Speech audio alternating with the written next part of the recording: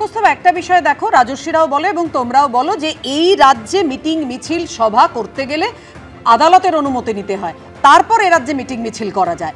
হুমায়ুন কবিরকেও সেই অনুমতি নিতে হয়েছে এবং আদালত রাজ্যের ঘাড়েই ছেড়েছে যে আইন শৃঙ্খলা রাজ্যের দায়িত্ব। কিন্তু আমরা যেটা দেখলাম দিনভর, কালকে প্রস্তুতি দেখেছি, পুলিশের তৎপরতা দেখেছি, কিছুক্ষণ আগে বিশ্বনাথ দা উল্লেখ করছিল পুলিশের তৎপরতার কথা, কিন্তু তার পেছনে অন্য ইঙ্গিত ছিল। কিন্তু আমি এই জায়গাটায় আসতে চাইবো যে একটা এইরকম বড় অনুষ্ঠান যেখানে হুমায়ুন কবির নিজে বলছেন যে 4 থেকে 5 লাখ লোক হয়েছে, অথচ এত সুন্দর করে যে একটা অনুষ্ঠান করা সম্ভব সেটার নজির তো আজকে দেখা গেল। এই রকম যে হিংসার ছবি আমরা পশ্চিমবঙ্গে বারবার দেখেছি, আমি একটা মুর্শিদাবাদের হিংসার কথা উল্লেখ না করে পারছি না, সেখানে সাধারণ মানুষ তারা পর্যন্ত বলেছিলেন, অভিযোগ করেছিলেন যে 3 ঘন্টা ধরে পুলিশকে খবর দেওয়া হয়েছে, পুলিশ কোনো কাজ করেনি, পুলিশ আসেনি। তার মানে পুলিশ চাইলে তো পারে, সেটা তো আজকের এই ছবিতে স্পষ্ট। অবশ্যই প্রথম কথা আমি বলবো যে বিজেপি দেখবেন ওই নারদার শুভেন্দু অধিকারীর ঘুষ নেওয়ার ভিডিওটা ডিলিট করে দিয়েছে, কিন্তু সোশ্যাল মিডিয়ায় ওইটা ডিলিট করেনি। আমি দেখাতে পারি এক্ষুনি, 2019 সালে মুর্শিদাবাদ লোকসভা কেন্দ্রে নরেন্দ্র মোদীর প্রার্থী বিজেপির প্রার্থী ছিল এই হুমায়ুন কবির। কংগ্রেস করেছেন, বিজেপি করেছেন, তৃণমূল কংগ্রেস করেছেন, তৃণমূল কংগ্রেসকে ব্যবহার করেছে। আমরা বারবার বলছি, বিশেষ করে আজকের দিনে বারবার করে বলছি, এখানে কথা এলো না, বৈশ্বনাথ দা বললেন যে মন্দির মসজিদের রাজনীতি করছেন, আরে আপনারা করছেন না? বিজেপি তো করেই, জানি তো, ঘোষিত সবাই, নতুন কি আছে? আপনারা করছেন না? কার টাকায়? আমাদের টাকায়, ট্যাক্স পেয়ারদের টাকায়, পশ্চিমবাংলার ট্যাক্স পেয়ারদের টাকায় দীঘায় জগন্নাথের মন্দির করলেন। কার টাকায় করলেন? সরকারি টাকায়, মানুষের টাকায়। যা করছেন, সিংহের পিঠে উঠেছেন ধর্মের নাম করে, সরকারে এসেছেন মাওবাদীদের ব্যবহার করে, মুসলিম ফান্ডামেন্টালিস্টদের ব্যবহার করে। দুধেল গরু বললেন কেন?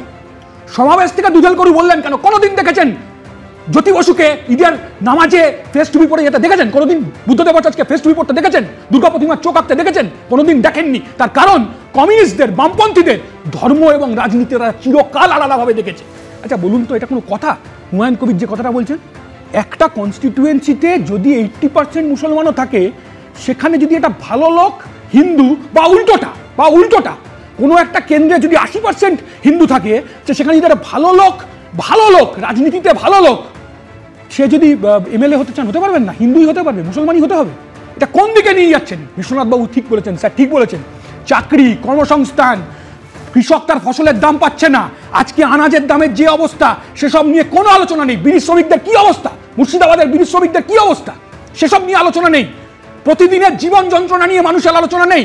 মন্দির মসজিদ শর্টকাটের রাজনীতি হচ্ছে, যা অত্যন্ত খারাপ, অত্যন্ত নিন্দনীয়। কারা টাকা দিচ্ছেন হুমায়ুন কবিরকে? কে সাহায্য করছেন হুমায়ুন কবিরকে? হুমায়ুন কবির অনেকগুলো নাম বলে দিলেন, বললেন, উনি ওনার কথা বললেন। আমরা তো জানি এই হুমায়ুন কবিরের চরিত্র। কোথায় ছিলেন? বিজেপিতে ছিলেন, বিজেপির মুর্শিদাবাদের লোকসভার ক্যান্ডিডেট ছিলেন, তারপর তৃণমূল কংগ্রেসে এসছেন। তৃণমূল কংগ্রেস তাকে ব্যবহার করেছে। তৃণমূল কংগ্রেস ঠিকই তো বলছেন কথা। মমতা ব্যানার্জি কি করে শুভেন্দুর বিরুদ্ধে ব্যবস্থা নেবেন? রাজ্যের বিরোধী দলনেতা, তার সকাল থেকে কাজ হচ্ছে মুসলমানদের আক্রমণ করা, কিন্তু মমতা ব্যবস্থা নিতে পারবে না শুভেন্দুর বিরুদ্ধে। তার কারণ হুমায়ুন কবিরের থেকে অনেক খারাপ কথা বলেছেন। 30%কে গঙ্গার জলে ফেলে দিতে হবে, এ ধরনের কথা বললে মমতা ব্যানার্জির সরকারকে অ্যারেস্ট করা উচিত ছিল। আমরা কি জানি? ভারতবর্ষ আমাদের দেশ, সেকুলার ধর্মনিরপেক্ষ দেশ। কি করছেন? মন্দির মসজিদের রাজনীতি। প্রথম যখন রামনবমী করতে আরম্ভ করলো বিজেপি, তৃণমূলের নেতারা পাড়ায় পাড়ায় হনুমান জয়ন্তী করতে আরম্ভ করলো। বিরোধিতা করতে পারলেন না, স্রোতে ভেসে গেলেন। সফট সুপ্ত সাম্প্রদায়িকতা, সফট কমিউনালিজম এবং কম্পিটিটিভ কমিউনালিজম। তুই হনুমান জয়ন্তী করবে, আমি রামনবমী করবো, আমি রামনবমী করবো, তুমি হনুমান জয়ন্তী করবে। তুমি পারমিশন দিচ্ছ কেন বিজেপিকে? রামনবমীর মিছিল মসজিদে থেকেই শুরু করতে হবে বা মসজিদেই শেষ করতে হবে? হ্যাঁ, তুমি পারমিশন দিচ্ছ কেন? মুসলিম মৌলবাদীরা বাড়লে, হিন্দু মৌলবাদ বাড়লে মুসলিম মৌলবাদীরা বাড়ে। আমরা দেখেছি এ কথা। আমরা তো আক্রান্ত হয়েছি। বাংলার মানুষের খেয়াল নেই? বাংলাদেশ থেকে মানুষকে চলে আসতে হয়েছিল কেন? কেন দেশ ছেড়ে, নিজের দেশ ভিটেমাটি ছেড়ে মুসলিম মৌলবাদীদের আক্রমণে বাংলাদেশ ছেড়ে আসতে হয়েছিল? এক সেকেন্ড। যে মুসলিম মৌলবাদীরা মুজিবুর রহমানকে তার ঘরের ভেতর খুন করেছিল, আর আজকে ভারতবর্ষে দেখছি হিন্দু মৌলবাদীরা গোবিন্দ পানসারকে খুন করছে, গৌরী লঙ্কেশকে খুন করছে, আমাদের বৈশ্বনাথ চট্টোপাধ্যায় এবং তৃণমূল কংগ্রেসের দিকে যখন অভিযোগের আমল, আমি রাজস্বী তোমাকে আলাদা করে সময় দেবো, কিন্তু মূল প্রশ্ন হচ্ছে এইটা তো প্রতিষ্ঠিত বৈশ্বনাথ দা যে একেবারে পুলিশ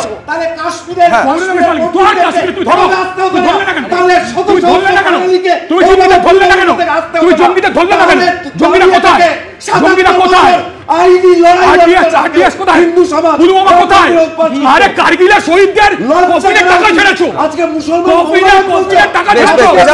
আমি দুজনকে থামালাম, রাজস্বী লাহিড়ী, কৌস্তব চট্টোপাধ্যায় দুজনকে থামালাম। আমার মূল প্রশ্ন হচ্ছে বৈশ্বনাথ চট্টোপাধ্যায়কে, যে আজকে পুলিশ একটা সুষ্ঠুভাবে একটা অনুষ্ঠানকে অর্গানাইজ করলো, কোনো সেখানে হিংসার ঘটনা ঘটেনি, এটাই ঘটা উচিত। কিন্তু আমি বলছি সেই পুলিশ মুর্শিদাবাদে কোথায় থাকে? যখন রাস্তায় পুলিশের জিপ জ্বলে, পুলিশকে কেন লুকাতে হয় কোনো একটা দোকানে গিয়ে? কেন ঘন্টার পর ঘন্টা সন্ত্রাসের রাজত্ব চলে কিন্তু পুলিশকে ফোন করলে পাওয়া যায় না? এইটা যদি মুর্শিদাবাদে সেদিন দেখা যেত, একটা প্রাণও যেত না। বৈশ্বনাথদা, আসলে আপনারা হুমায়ুনেরকে বারবার দেখাচ্ছেন যিনি চারবার দল পাল্টেছেন, কখনো এ দল কখনো কতবার আপনারা দলে নিয়েছেন সেটা বলুন।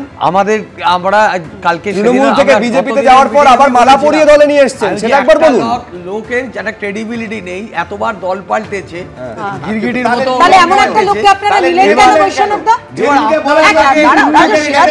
সেদিন বার করেননি কেন? আরে বার করুন ববি হাকিম, বৈশ্বনাথদা আপনি বলুন, বৈশ্বনাথদা আপনি বলুন। আরে বেড়ালকে আপনারা কেন বাঘ বানাচ্ছেন? বেড়ালকে বেড়াল থাকতে দিন, এ তো কিছুই নেই, এর কোনো জনসমর্থন নেই। আপনি দেখে নেবেন আগামী দিন কোথায় হারিয়ে যায়।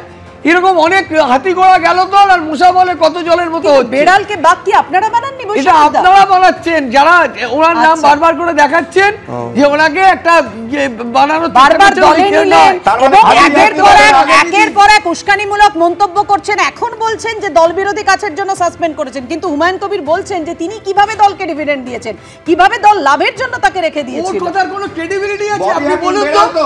উনি এতদিন ধরে আরে রাজস্বী প্লিজ, আর ওনার কথার কোনো বিশ্বাসযোগ্যতা আছে? যে লোকটা তাদের দল গিরগিটির মতো রং পাল্টায়, তার কথাটাকে আপনি গ্লোরিফাই করবেন, তার কথাটা বারবার দেখাবেন, এটা হাস্যস্কর হচ্ছে।